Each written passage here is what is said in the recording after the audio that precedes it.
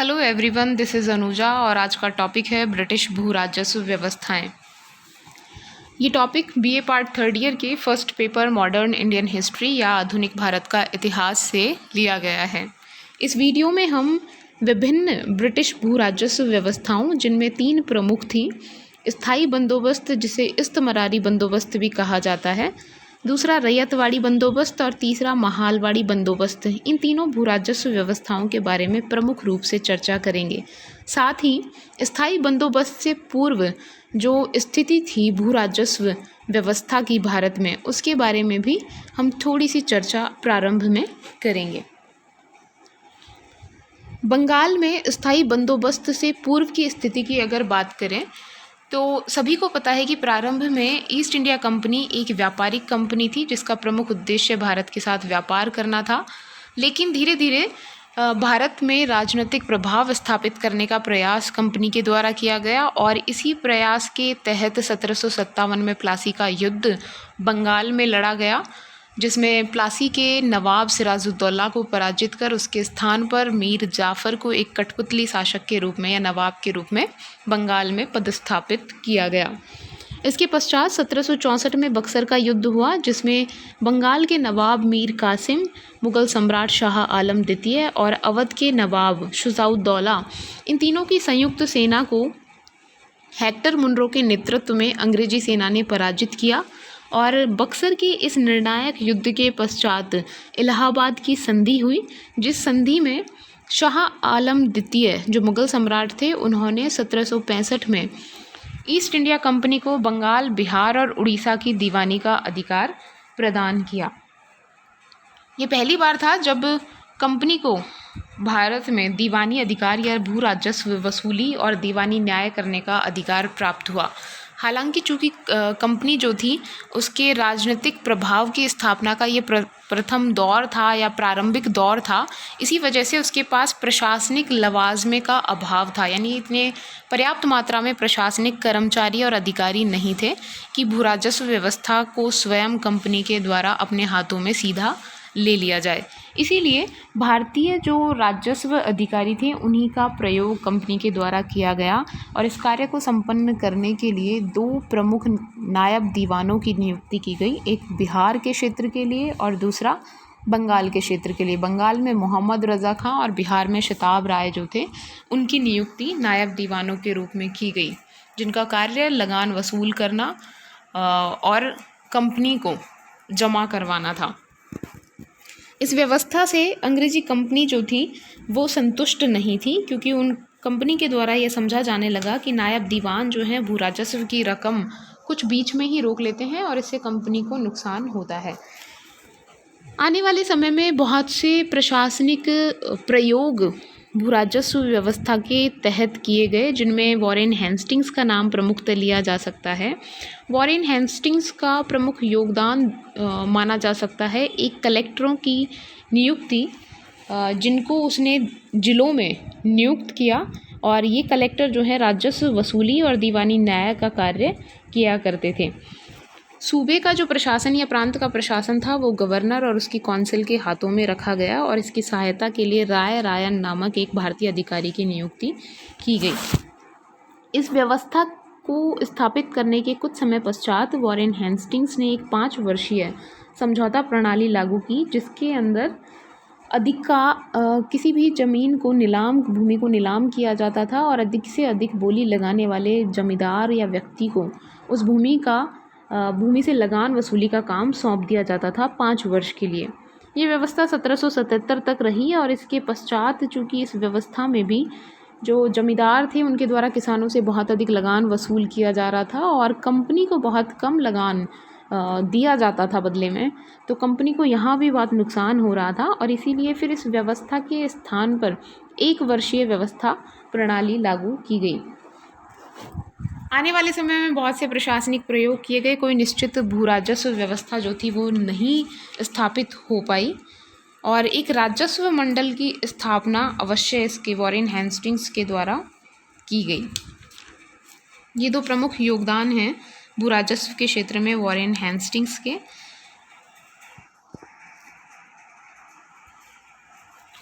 अब भूमि के स्थायी बंदोबस्त की बात करें तो गवर्नर जनरल कॉर्नवालिस के द्वारा यह व्यवस्था लागू की गई थी।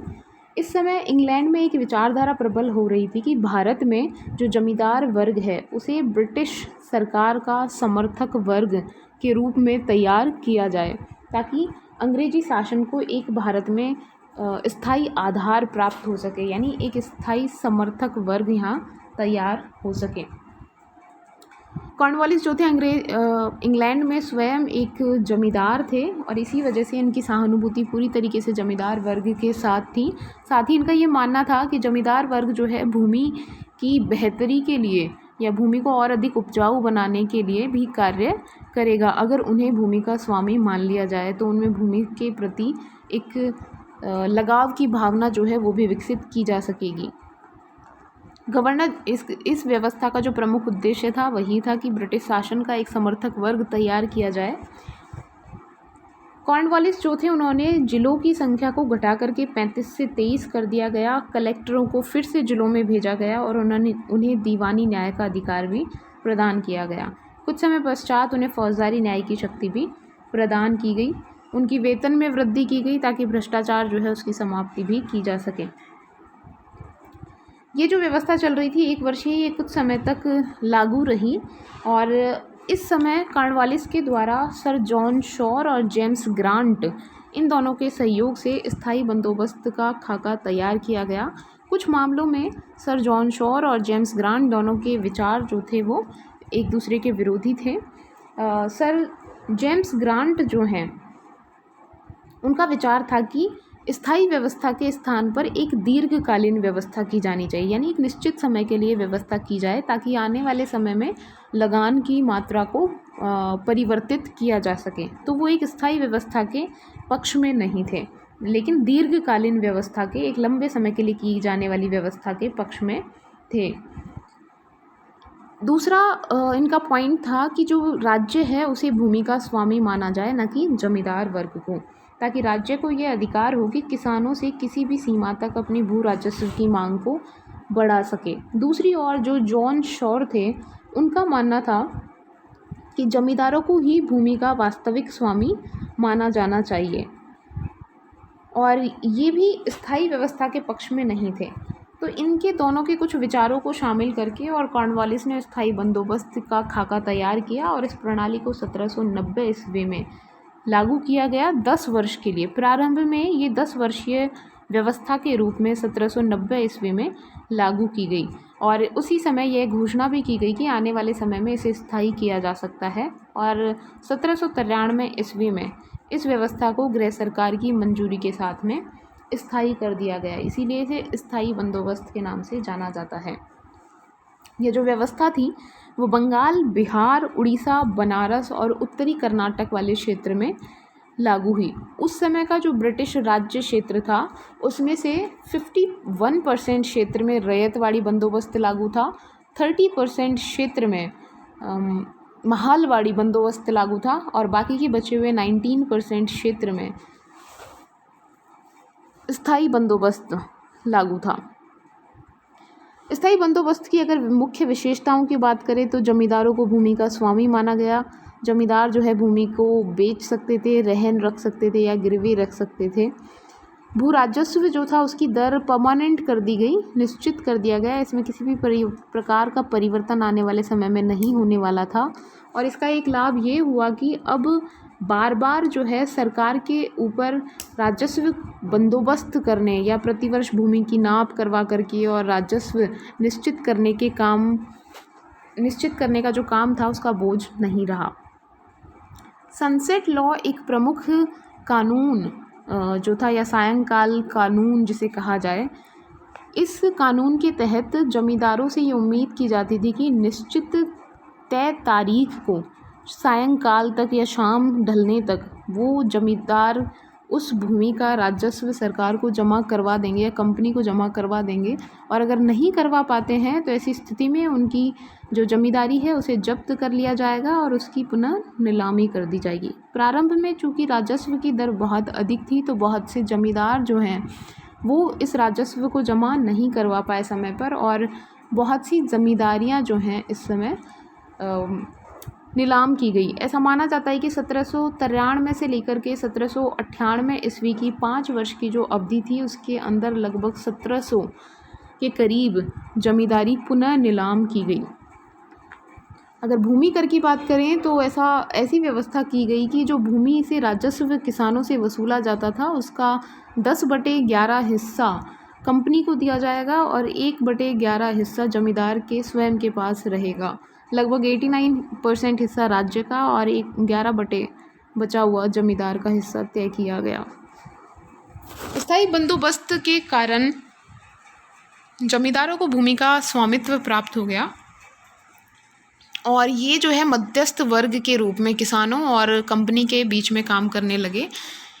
हालांकि आने वाले समय में ये जो जमींदार थे ये शहरों में रहने लगे और अपने अधीन कुछ एजेंट रखने लगे जो किसानों से राजस्व वसूली का काम करने लगे। यानी एक नए बिचौले वर्ग का सृजन जो है इस व्यवस्था में हुआ। अनुपस्थित भूस्वामी वर्ग की उत्पत्ति हुई और जैसे ही बिचौलिए बढ़े तो उसकी वजह से किसानों से जो वसूल किया जाने वाला राजस्व था उसमें भी वृद्धि हुई। ध्यान देने वाली बात यह है कि जो भू राजस्व की सीमा तय की गई थी इस बंदोबस्त में वो जमींदारों के साथ तय की गई थी, किसानों के साथ नहीं। यानी ये तय नहीं किया गया था कि किसानों से कितना राजस्व वसूल किया जाएगा, सिर्फ यह तय किया गया था कि कंपनी को कितना राजस्व जमींदारों से प्राप्त होगा। इसी वजह से इस बिचौलिए वर्ग के बढ़ने से किसानों से और अधिक राजस्व वसूल किया जाने लगा। इस वजह से किसान जो है उनकी स्थिति और ख़राब हुई, उन पर अत्याचार और शोषण बढ़ने लगा और किसान जो हैं अपने जीविका निर्वाह के लिए ऋण लेने पर साहूकारों से निर्भर हो गए। तो उनकी स्थिति समय के साथ साथ और ख़राब होती गई। इस व्यवस्था में किसानों को पट्टे देने की व्यवस्था भी की गई थी, लेकिन इसका पूरी तरीके से पालन नहीं किया गया। साथ ही ऐसी कोई व्यवस्था नहीं थी जिसमें किसान जो हैं सीधा न्यायालय में जा कर के और अपनी समस्याओं का समाधान करवा सकें। न्यायिक प्रक्रिया वैसे ही बहुत जटिल, दुरूह और खर्चीली थी, तो किसानों की पहुंच से बहुत दूर थी। तो किसानों की जो शिकायत थी उनके रिड्रेसल या समाधान के लिए कोई व्यवस्था इस बंदोबस्त में नहीं की गई। इन शॉर्ट कह सकते हैं कि पूरी तरीके से इस व्यवस्था में जो वर्ग बहुत अधिक प्रभावित हुआ विपरीत रूप से वो किसान वर्ग था। जमींदारों के द्वारा भूमि व्यवस्था के सुधार के लिए, भूमि के सुधार के लिए कोई कार्य नहीं किया गया। किसानों से उनकी भूमि का स्वामित्व छीनकर जमींदारों को दे दिया गया, तो ये एक और नुकसान किसानों को हुआ। किसानों से भूमि प्रारंभ में जो है भू राजस्व बहुत अधिक रखा गया, क्योंकि आने वाले समय में इसमें किसी प्रकार की वृद्धि नहीं की जा सकती थी, तो इसका नुकसान भी किसानों को उठाना पड़ा। इसका एक फ़ायदा ये हुआ इस व्यवस्था का कि अब जमींदार वर्ग जो थे उनके हित अंग्रेजी सरकार या कंपनी से जुड़ गए और इसीलिए वो एक लॉयल वर्ग के रूप में जो है उभर कर के सामने आया। आने वाले समय में भविष्य में जो है कंपनी उसको नुकसान हुआ इस व्यवस्था का, क्योंकि जब कीमतों में वृद्धि हुई या उपज में वृद्धि हुई तो ऐसी स्थिति में कंपनी जो है अब लगान में वृद्धि नहीं कर सकती थी, तो अप्रत्यक्ष रूप से कंपनी को जो है आर्थिक नुकसान इस बंदोबस्त व्यवस्था के कारण हुआ। स्थायी बंदोबस्त के बाद रैयतवाड़ी बंदोबस्त की बात करें तो रैयतवाड़ी बंदोबस्त मुख्यतः दक्षिण वाले क्षेत्रों में और पश्चिमी भारत और दक्षिणी भारत में लागू हुआ, और इसका प्रमुख कारण ये था कि दक्षिण और दक्षिण पश्चिम भारत में जमींदार वर्ग का अभाव था। तो एक ऐसे वर्ग का अभाव था जिसे मध्यस्थ बनाया जा सके किसानों और अंग्रेज़ों के बीच में, इसीलिए। और दूसरा, स्थायी बंदोबस्त के जो नुकसान ब्रिटिश सरकार को या अंग्रेजी कंपनी को उठाने पड़े, उनसे सबक लेते हुए दक्षिण भारत में जब भूमि का बंदोबस्त किया गया तो जो किसान था उसे भूमि का स्वामी स्वीकार किया गया और राजस्व वसूली सीधा किसानों से की जाने लगी। यानी अब किसान स्वयं उत्तरदायी थे राजस्व वसूली के लिए। भूमि की पैमाइश की गई, सर्वेक्षण किया गया और फिर उसका लगान निश्चित किया गया। लगभग हर वर्ष जो है लगान जो था वो निश्चित किया जाना होता था, सर्वेक्षण करना होता था। इस वजह से अब प्रशासनिक खर्च जो था अंग्रेज कंपनी का या सरकार का वो बढ़ गया। भू राजस्व वसूली स्थायी बंदोबस्त में जो है लगान नहीं बढ़ पा रहा था भविष्य में, और जमींदार वर्ग के द्वारा लगान का एक बड़ा हिस्सा स्वयं अपने पास रख लिया जाता था। इन सभी कमियों की दूरी के लिए ये नया बंदोबस्त लाया गया। प्रारंभ में इसमें 33% जो है भू राजस्व रखा गया, लेकिन आने वाले समय में लगभग 1865 के लगभग इसको बढ़ा करके 50% कर दिया गया। बम्बई में जब सर्वेक्षण किया गया कुछ समय पश्चात, तो वहाँ पर इसे बढ़ा करके 55% भी कर दिया गया। रैयतवाड़ी बंदोबस्त सर्वप्रथम 1792 में एक पायलट प्रोजेक्ट की तरह 12 महल जिले में, मद्रास का एक ज़िला है वहाँ पर, कर्नल रीड के द्वारा लागू किया गया। आने वाले समय में जो मुनरो थे, टॉमस मुनरो, उनके द्वारा मद्रास के अन्य क्षेत्रों में इस व्यवस्था को लागू किया गया।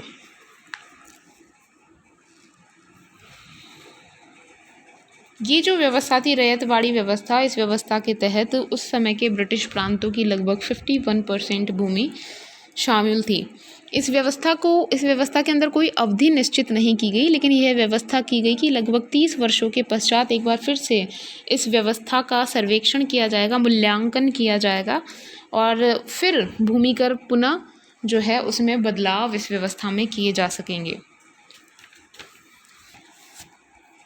इस व्यवस्था के अंतर्गत क्योंकि जो है सर्वेक्षण करके और भू राजस्व में परिवर्तन किया जा सकता था, और इसी वजह से जब अमेरिका में गृह युद्ध हो रहा था तो कपास के मूल्य में वृद्धि हो गई, क्योंकि अमेरिका से कपास यूरोप को प्राप्त नहीं हो पा रहा था, तो भारतीय क्षेत्रों से यूरोप में कपास भेजा जाने लगा, और यहाँ के कपास के मूल्य में जब वृद्धि हुई तो किसानों के लगान में वृद्धि कर दी गई। लेकिन आने वाले समय में जो किसान थे, जब गृह युद्ध अमेरिका में समाप्त हो गया तो यहाँ के कपास की कीमत में वापस कमी हो गई और किसान वो बढ़ा हुआ लगान नहीं दे पाए। इसी वजह से साहूकारों से उन्हें ऋण लेना पड़ा, और साहूकार ऋण पत्र के बदले में उन्हें ऋण प्रदान करते थे। इस ऋण पत्र में उनकी भूमि जो थी उसको गिरवी रख लिया जाता था, और अंततः ये भूमि जो थी वो साहूकारों के अधिकार में आ जाती थी। इसी वजह से 1875 में पूना का जो क्षेत्र है, वहाँ सूपा मंडी नामक एक क्षेत्र है, तो सूपा से एक विद्रोह प्रारंभ हुआ, दक्कन दंगों का प्रारंभ हुआ, और बाद में चलकर 1879 में फिर दक्षिण कृषक राहत अधिनियम लाया गया, जिसमें किसानों को साहूकारों के विरुद्ध संरक्षण प्रदान किया गया। रैयतवाड़ी व्यवस्था का मुख्य लाभ ये था कि इसमें बिचौलिए वर्ग की समाप्ति हो गई थी। किसानों को भूस्वामित्व प्रदान कर दिया गया था, किसान सीधा अब लगान दे रहे थे, और कंपनी को फ़ायदा ये हुआ कि अब वो लगान में परिवर्तन कर सकती थी, और मध्यस्थ वर्ग ना होने से उनको जो लगान सीधा किसानों से प्राप्त हो रहा था वो अपेक्षाकृत अधिक था।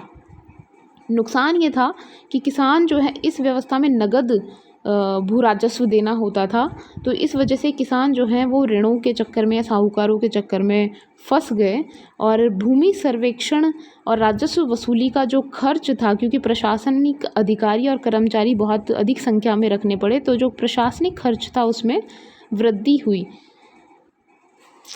अब लास्ट तीसरी महालवाड़ी बंदोबस्त जो है मध्य प्रांत, आगरा और पंजाब के क्षेत्रों में प्रमुखतः लागू किया गया, और इसमें ब्रिटिश भारत का लगभग 30% हिस्सा जो है वो इस व्यवस्था के अंतर्गत आया।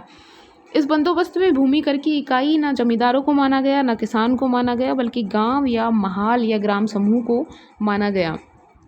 गांव का जो समस्त समाज था उसे भूमि का स्वामी माना गया, और गांव का जो प्रमुख होता था या गांव का जो प्रधान होता था उसके साथ ये बंदोबस्त किया गया, और इसमें संयुक्त उत्तरदायित्व किसानों का जो है भू राजस्व प्रदान करने के लिए तय किया गया, और समस्त जो लगान था वो पूरे गांव का या महाल का निर्धारित किया जाता था अंग्रेजी कंपनी सरकार के द्वारा, और प्रधान जो है विभिन्न किसानों से उनकी भूमि के आधार पर फिर लगान वसूल करके और जमा करवाते थे।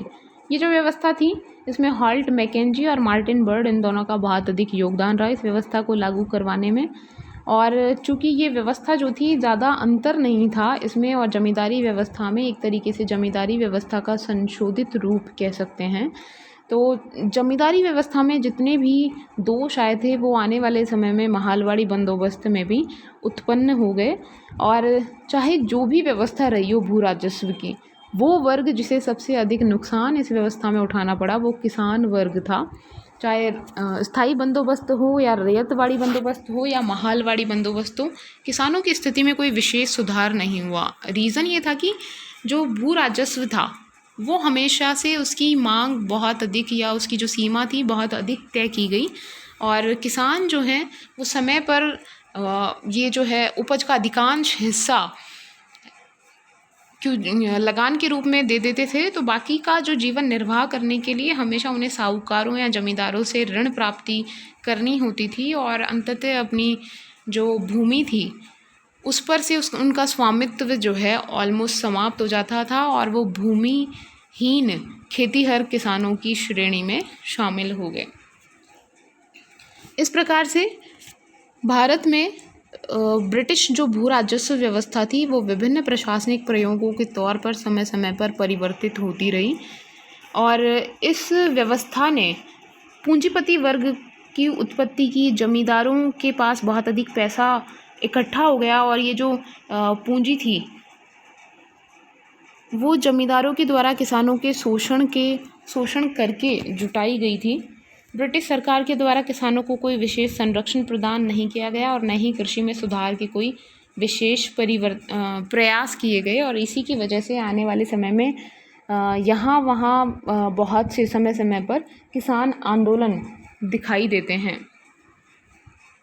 इन शॉर्ट कहा जा सकता है कि जो भी किसानों की दयनीय स्थिति थी, कृषि की दयनीय स्थिति थी, और जो किसान आंदोलन थे उनकी उत्पत्ति के लिए स्वयं ब्रिटिश सरकार उत्तरदायी थी।